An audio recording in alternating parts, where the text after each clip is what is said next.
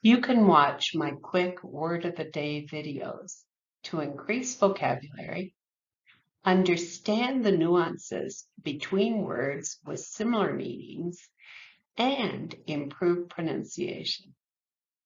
My name is Mary, and I am from Canada. The words for today are make and do. Make refers to the act of creating something physical or abstract. Here are some common fixed expressions. Make a decision, make money, make friends.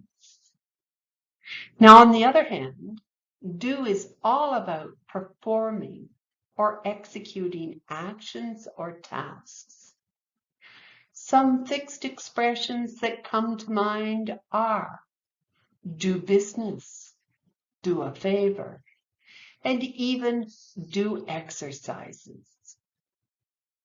If you want some practice filling in the blanks, please continue on to the next slide.